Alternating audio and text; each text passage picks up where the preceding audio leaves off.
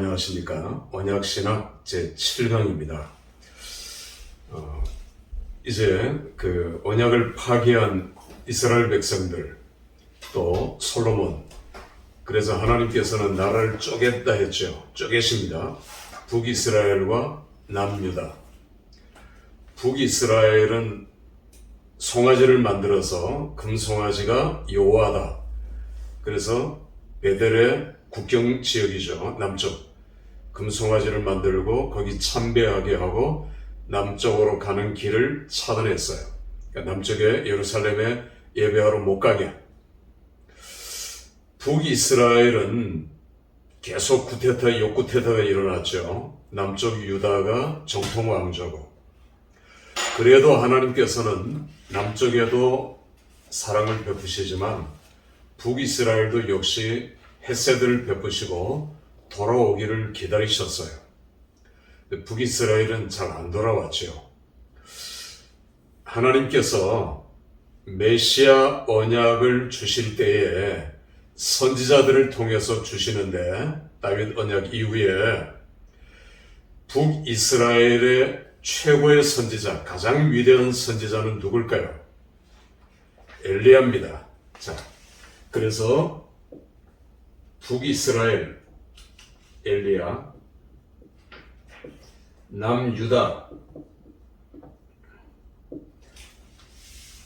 어떤 선지자입니까? 이사야, 에레미야, 에스겔. 북쪽과 남쪽에 모두 메시아 예언, 장차 메시아의 새 언약, 메시아는 이렇게 오실 것이다. 그리고 메시아의 새 언약은 이렇게 이루어질 것이다. 그걸 예언하게 합니다. 북이스라엘은 시내산 언약입니다. 왜냐하면 다윗 왕권을 부인하니까 시내산 언약을 강조하고 남유다는 다윗 언약을 강조하는데 에레미야만 시내산 언약을 강조해요. 에레미야가 왜 시내산 언약을 강조하느냐? 제가 지난번에도 잠깐 얘기를 했습니다마는 다윗 왕 때 대제사장이 2명이 있었죠. 아비아달, 사독. 엘리의 증손 아비아달. 그 아비아달이 이제 구테타에 가담하게 되죠. 그 아도니아의 구테타에 가담하는 걸로 인해서 아비아달은 귀양을 갑니다. 귀양. 그리고 사독이 유일한 대제사장이 되죠. 사독의 후손들은 사두개인이 되고요.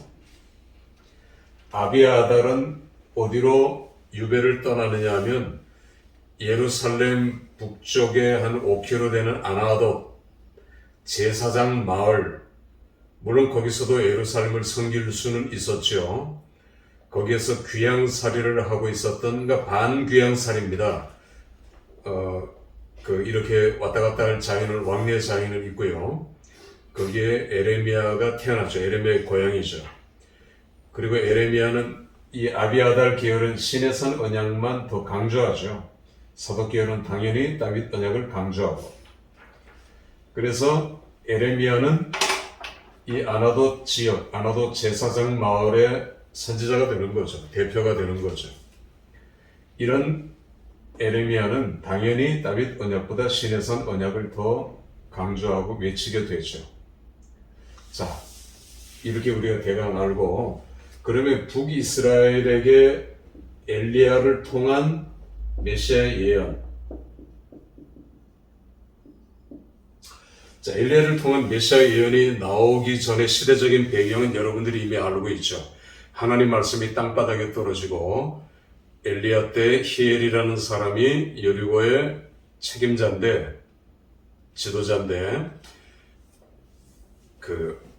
여리고의 언약적 저주가 임했는데 다시는 재건하지 마라. 재건하면 기초를 쌓을 때 큰아들을 내가 치겠고 문짝을 달 때 차자를 치겠다. 그런데 히엘이라는 자가 무시하고 했잖아요. 그리고 그대로 됐어요. 참 두려운 말씀이죠.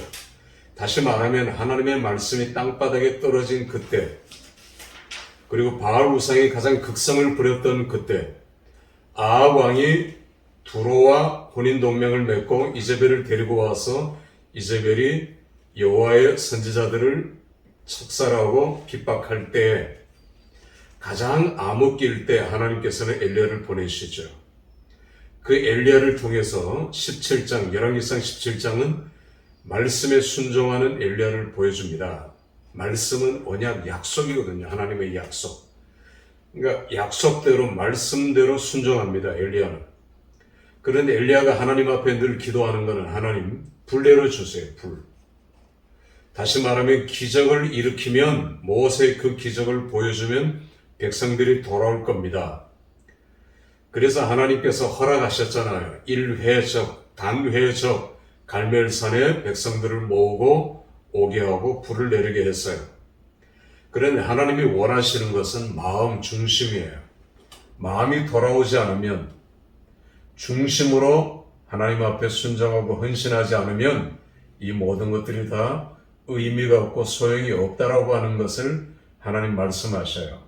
그러니까 엘리야는 하나님의 이 말씀과 부딪히는 겁니다. 처음에 계속 순종했지만 부딪히는 거예요. 계속 부딪히죠.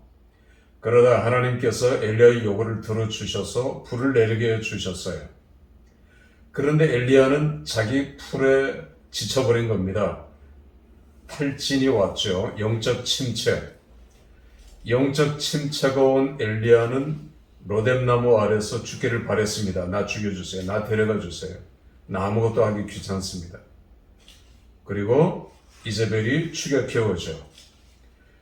그런 엘리야에게 하나님께서는 너는 굴러오라. 그 굴 앞에 정관사가 붙었어요. 그 굴. 정관사 하가 붙었습니다. 바로 그 굴은 그 당시에 모든 사람들이 다 알고 있는 굴이었어요. 호렙산에 있는 굴, 호렙에 있는 그 굴. 호렙에 있는 그 굴은 무슨 굴이겠습니까? 모세가 하나님께 십계명을 받은 그 굴이에요. 그 당시 사람들이 다 알고 있었던 유명한 굴이죠.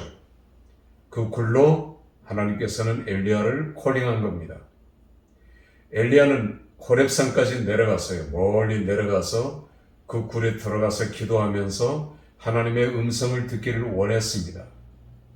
계속 하나님과 부딪혔던 엘리야. 오늘도 마찬가지예요. 우리는 기적을 일으키면 사람들이 돌아올 줄 알죠? 그렇지 않습니다. 사람들의 마음이 참 완하겠어요. 기적을 보여주면 더 큰 기적을 보여달라고 해요. 더 큰 걸 요구해요. 마음이 돌아와야 되거든요. 마음이 회개하고 마음이 돌아서야 되거든요. 엘리야는 하나님의 음성을 천둥, 지진, 번개 속에서 듣기를 원했지만 하나님의 음성 들리지 않았어요. 지진 가운데도, 불 가운데도 하나님의 음성 들리지 않았어요. 엘리야의 별명은 불이거든요. 불의 선지자 엘리야. 그런데 하나님께서는 그런 엘리야에게 젠틀 위스퍼, 부드러운 음성으로 하나님의 말씀을 들려주셔요. 마음으로 듣는 하나님의 음성, 세미하게 들려오는 하나님의 음성, 우당탕탕 때려 부시면서 사람을 그렇게 뒤집어 그렇게 해놓으면 돌아올 것 같지만 그건 잠깐의 것이고요. 마음이 돌아와야 된다. 그래서 세미한 음성을 들려주시면서 너는 에후에게 기름을 붓고 그리고 이제 엘리사에게 안수하고 거꾸로 됐죠. 안수하고 기름을 붓고 제자를 삼고 너는 올라오라 합니다. 그러니까 제가 이 질문을 자주 하죠. 엘리야의 승천은 굿이냐 배드냐, 좋은 거냐 나쁜 거냐? 배드죠. 너 그만하라는 것입니다. 종종 하나님께서는 우리에게도 그렇게 요구하실 때가 있어요. 계속 하나님과 갈등을 일으킬 때, 부딪힐 때 너 사역 그만둬. 요나도 그랬죠.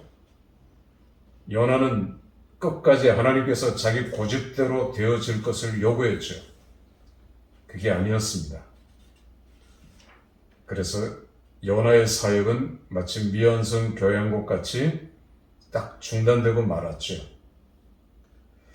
그러나 이스라엘 백성들이 나중에 아수르에게 포로로 끌려갈 것을 하나님께서는 미리 예비하시고 요나를 통해서 복음을 전하게 하시고, 그래서 북이스라엘 백성들이 아수르에게 포로를 끌려갈 때에 많은 사람들의 도움을 받을 수 있었죠. 그 배경을 우리가 이렇게 볼 수 있습니다. 하나님께서는 엘리야를 통해서도 젠틀 위스퍼, 말씀으로, 기적이 아닙니다. 이적이 아니고 우당탕탕 떨어지는 그런 눈에 보이는 기적들이 아니라 세미한 말씀을 통해서 사람을 변화시키기를 원하고, 장차 오실 메시아는 이렇게 오신다는 것을 엘리야를 통해서 보여주고 있는 거예요. 이게 엘리야의 젠틀 위스퍼입니다. 자, 남쪽 유다로 내려가 볼까요? 이사야, 백성들이 남쪽 유다가 망하기 150년 전 하나님께서는 이사야를 통해서 여러 가지 예언을 하게 하셨죠. 심지어 포로로 귀환할 페르시아의 첫 번째 왕 고레스의 이름까지 예언을 했어요. 자유주의자들은 이건 예언이 아니고 고레스 이후의 기록이라고 얘기합니다. 세상 만사가 그렇게 하면 다 편하고 그들 마음대로 되겠죠. 하나님의 말씀을 인정하지 않겠다는 거거든요. 그러나 우리는 성경의 예언대로, 하나님의 언약 약속대로 모든 것들이 되어지는 것을 이미 믿어왔고, 이사야를 통해서도 마찬가지예요. 이사야의 70년, 하나님께서는 이사야를 통해서 말씀과 성령으로 그렇게 변화시킬 메시아에 대한 예언을 하게 합니다. 그리고 오실 메시아는 어떻게 오시고, 또 어떤 모양으로 오시고, 한 아이로 오시고, 또 그 메시아는 어디서부터 어떻게 오신다는 것을 이사야는 가장 정확하게, 어떤 선지자보다도 가장 정확한 메시아의 예언을 하게 됩니다. 이사야 선지자죠. 요약하면 이사야 선지자는 말씀과 성령으로 사람들을 변화시킬 메시아 언약에 대한 예언을 하게 되죠. 자, 그 다음에 에레미야를 통해서도 말씀, 그리고 마음이에요. 마음이 바뀌어야 된다. 사람들의 마음이 바뀌지 않으면 안 된다는 것입니다. 그래서 마음으로, 에스겔은 성령으로, 에스겔 36장, 에레미야 31장 31절부터입니다. 에스겔은 성령의 변화, 그리고 자원하는 마음, 이런 것들로 이제 메시아 언약은 변화된다. 그렇게 사람들을 변화시킬 메시아 언약이 이루어질 것이다. 메시아는 그렇게 오신다. 그것을 에스겔을 통해서 보여주고 있는 것입니다. 제가 지난번에 대선지서 얘기할 때도 이사야를 통해서 그 행인 메시지를 전하게 하셨죠. 맨발로, 그리고 다 떨어진 옷을 입고 포로로 끌려갈 것을 예언하는 행위 언약. 에레미야를 통해서는 행위 언약이 더 강해집니다. 퍼포먼스가 더 강해지죠. 그래서 행위 언약이 더 많이 나오고, 에스겔을 통해서는 더 많이 나오고 강력하죠. 머리를 산물의 일을 밀고 태우고 불고, 심지어 마지막에는 자기 아내까지 데려가심으로 하나님께서 데려가는 것을 통해서 내일 에스겔의 아내를 데려간 것 같이, 이게 이루어진 것 같이 남쪽 유다는 망할 것이다 했지만 그래도 돌아오지 않았죠. 이런 모습을 우리가 보게 되면 행위 메시지는 점점 강해집니다. 말로 안 들으니까 행위를 통해서, 선지자들의 행위를 통해서도 강력한 메시지를 전하게 하는 것이죠. 북이스라엘도 마지막 선지자 호세아를 통해서 고멜과 결혼시키는 아주 해괴한 일까지 하나님께서 극단적인 방법까지 사용하시면서 북이스라엘 백성들을 회유하셨지만 그들은 결국 돌아오지 않았던 것을 보게 됩니다. 여러분, 이렇게 선지자들을 통해서도 하나님께서는 메시아의 예언, 메시아 언약에 대한 말씀을 하고 있는 것을 우리가 볼 수 있습니다. 자, 이제 뒤로 넘어가서 새 언약의 4대 기둥이 있어요. 새 언약의 4가지 기둥입니다. 앞으로 오실 메시아의 새 언약의 4가지 기둥은 첫 번째는 에레미야입니다. 에레미야 31장 31절로 34절 말씀. 하나님의 말씀을 사람들 마음속에 두고 그 말씀을 통해서 사람들을 변화시킬 것이다. 그래서 요한복음을 보면 요한복음 1장 1절부터 말씀 로고스가 강조됩니다. 말씀이 육신이 되고 그것이 인카네이션, 성육신에서 우리 가운데 오시는데 그분이 바로 독생자로 오실 예수 그리스도라는 것을 말씀하고 계시죠. 그래서 요한복음은 말씀을 계속해서 강조하셔요. 말씀으로 치유하시고 또 말씀으로 변화시키시고 그리고 주여 여기 말씀이 계시오니 우리가 어디로 가노이까? 그런 식으로 계속해서 요한복음은 말씀을 로고스를 강조하는 장차 오실 메시아는 이렇게 온다는 것을 강조하고 있죠. 자, 4기둥의 두 번째 기둥은 에스겔입니다. 아까도 얘기했지만 새 영을 성령을 너희 마음속에 두고 성령의 변화를 통해서 메시아 예언은 그리고 메시아 언약은 이루어질 것이라는 것을 예언하죠. 세 번째는 마태복음 26장 26절로 28절 피 언약입니다. 내 피로 세우는 언약, 언약의 피 언약이에요. 그래서 예수 그리스도의 피 흘리심으로 말미암아 이 언약은 완성된다는 걸 보여주는 또 하나의 기둥. 마지막 4번째 기둥은 히브리서입니다. 특히 히브리서 7장부터 10장까지가 이제 제사장으로 왕으로 오실 선지자로 오실 메시아를 강조하고 그리고 그 메시아는 이제 아론의 후손으로 아론의 반차가 아니라 멜기세덱의 반차로 오실 메시아를 강조하고 있지요. 자, 이렇게 4개의 기둥이 소개되고요. 그 다음 4개의 특징, 원리를 우리가 찾아본다면 첫 번째 원리는 셀프 에비던스입니다. 셀프 에비던스는 자명하는 거예요. 자명성. 스스로 예수 그리스도 어떤 분인지 알려주고 온 세상 사람들이 다 알게 되는 거예요. 이걸 셀프 에비던스라고 얘기합니다. 베드로가 그 마가의 다락방에서 설교할 때 설교의 시작은 요엘서로 시작했죠. 보라, 요엘의 예언이 이루어졌다. 그래서 성령이 오셨다. 요엘서의 예언부터 시작했지만 베드로의 설교의 핵심은 시편 110편하고 시편 16편입니다. 시편 110편은 멜기세덱의 반차로 오실 메시아 그리고 그 메시아는 1절에 다윗이 내 오른편에 서서 주가 내 오른편에 서서 그러니까 다윗이 자기가 메시아가 아니라 장차 내 후손으로 오실 메시아를 노래하고 찬양했지요. 시편 110편은 시편 전체의 가장 중요한 메시아 예언입니다. 그리고 시편 16편은 그것보다 더 중요해요. 거기 8절에 보면 장차 오실 메시아의 부활에 대한 예언이 거기 담겨져 있어요. 메시아는 다시 부활하신다. 내 시신이 무덤에서 썩지 않는다. 그걸 시편 16편에서 예언하고 있는 것입니다. 시편 16편은 여러모로 굉장히 중요한 메시아 예언을 담고 있는 메시아 예언서입니다.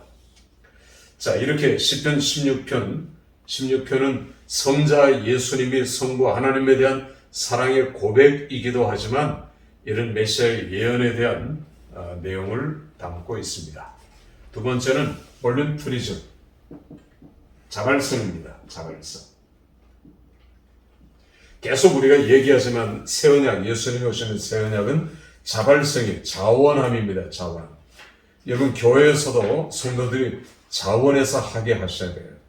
또 이 훈련을 해야 합니다.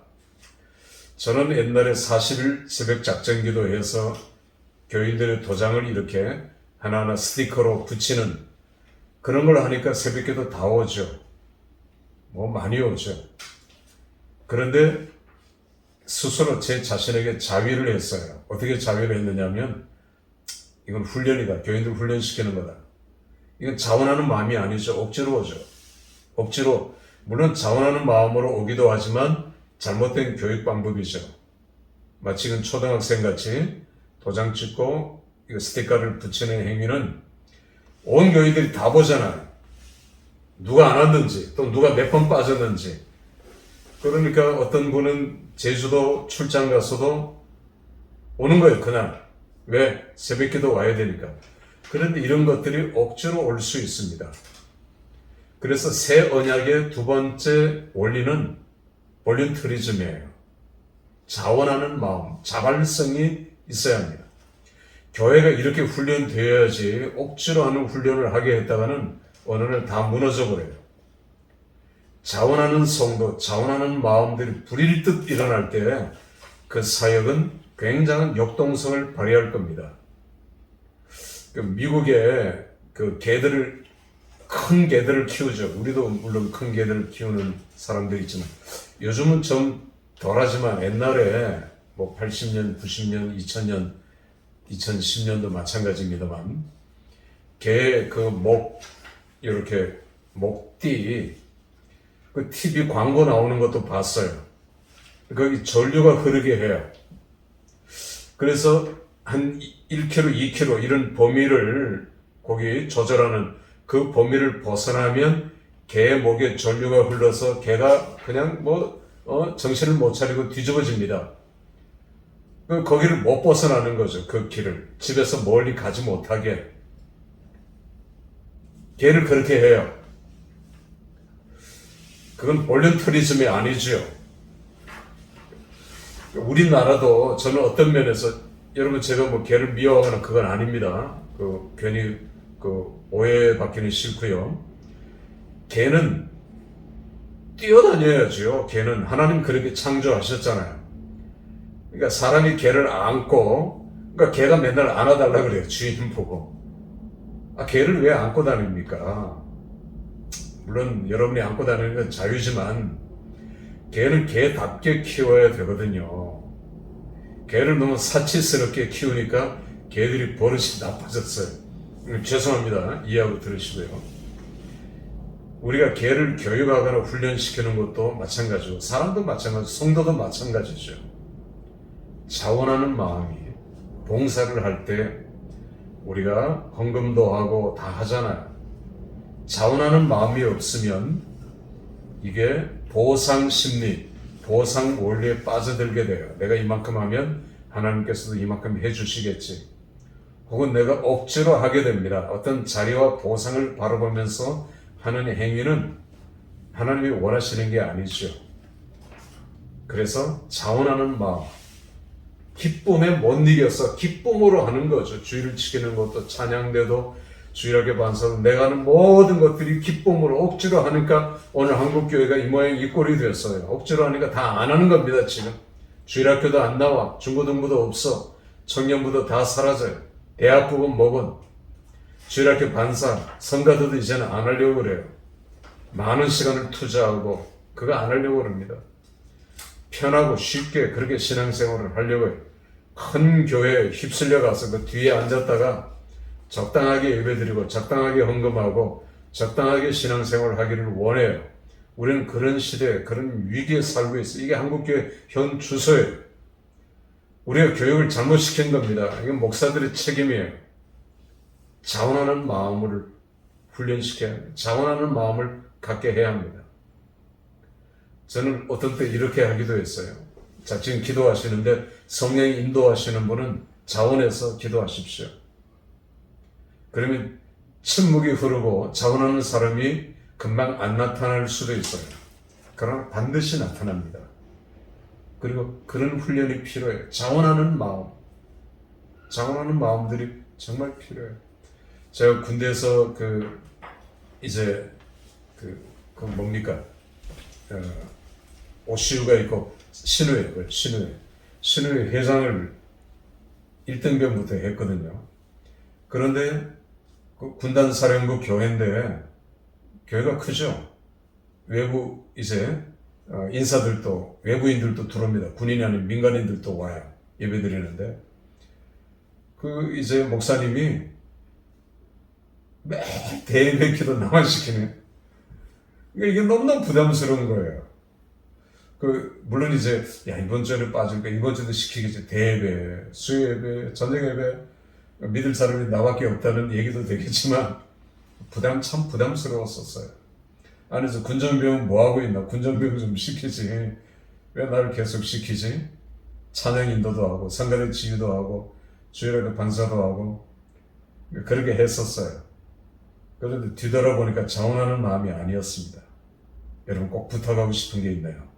자원하는 마음으로 하셔야 합니다. 이게 볼륜터리즘, 자발성입니다. 마치겠습니다.